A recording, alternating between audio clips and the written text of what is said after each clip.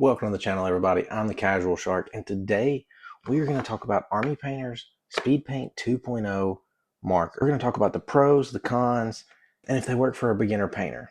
So stick around and let's find out.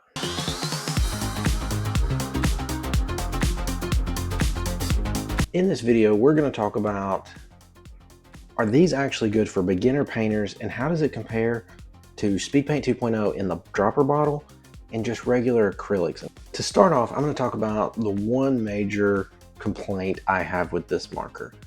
So it is a marker. The body is rather large compared to a normal paintbrush. So when you're trying to use this tip, the marker tip itself is fine and it does a good job coating the model that you're painting. So I can't complain about the paint being on the tip and the loading of it. But when it comes to painting a model, you can see that I couldn't get behind his cloak to get this painted. So it really causes a problem when you want to have everything painted. Whereas if I would have been using a dropper bottle with a paintbrush, I could have easily gotten this underneath him and painted the back of the cloak. One other thing about the tips of these markers, so when you do load them with paint, they become pretty saturated.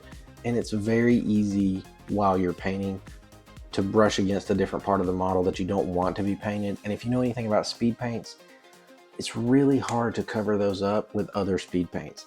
So one of the pros about these markers, like I said, it's really easy to get the paint to the tip and you don't really have to worry about wasting paint.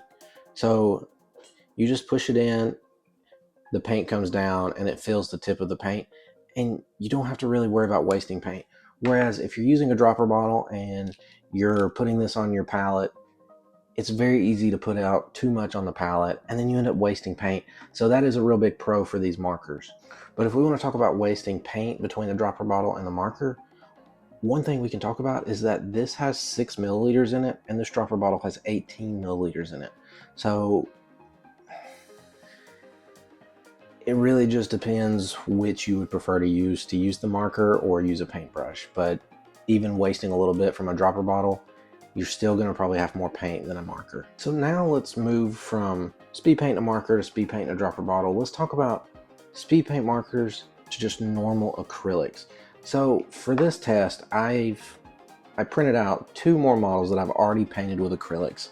So here you can see this Land Shark from Loop Studios. This is done with acrylics and I've shaded it and highlighted it and everything. And I absolutely love how this model turned out.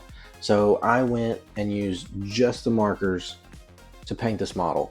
And as you can see, like, it looks decent, but I feel like it's still not the quality of taking your time with acrylics and highlighting and shadowing and all of that kind of stuff. It did only take me about an hour to paint this model, whereas it took me about 6 or 7 hours to paint this model. So using the speed paint markers, you really are going to save a lot of time painting a model. So the second model that I painted, I've already showed it once because I showed the cloak and how difficult it was to get this paint. And also with this selection in this box, there's really no good way to paint the eyes. So I'm really not happy with how this model turned out, especially compared to this model. So this model took me about 7 hours to paint. This model took me about slightly over an hour. One thing I was really pleased with was the base. So the grass, like, it flows into the crevices of the grass. It really shadows the bottom, highlights the top. I was really happy with that. And the rocks also have a good tint and a good highlight to them as well. So now let's talk about price, because that's going to be a real big factor when you're making a choice to go buy speed paints in a bottle, the speed paint markers, or just buying normal acrylic paints. So to start with, Speedpaint 2.0, Army Painter sells a starter kit, and that sells for $45 for 10 paints and a paintbrush. So it's not bad. And then if you move to their War Paint Fanatics, which is the newer paints from Army Painter, you can buy a starter kit with these paints, and it comes with 11 paints, a brush, and a miniature for you to start painting on. And if you compare that to these markers, there's 10 markers the replacement tips, and it's $64. So to me, if you're beginning painting and you just want to get started with something, I personally would start with a starter set of normal acrylics. I feel like you can do a wider variety of things. If you want to dabble in speed paints, the starter set for the dropper bottles is not a bad set at all. I've actually done a review on this starter set. I will link that video at the end so that you can take a look at that video. And just to show you what a combination of speed paints and regular acrylics can do. So in the speed paint video where I reviewed the starter set, I painted this and I did all of the basing with speed paints, but I came back and highlighted with normal acrylics. And I find that to be a very good use of these paints. Speed paints for me will never be an end-all solution for painting. I paint mostly for display. So my final opinion on these markers, personally, I feel like it's a great product. The idea and the concept is wonderful. You don't lose paint. It doesn't leak out. You're not going to tip it over and spill it. You're really not going to waste much paint. And if you want something tabletop ready, playing D&D or Warhammer, things like that, these are going to make painting quicker, easier, and I think you would be happy with them.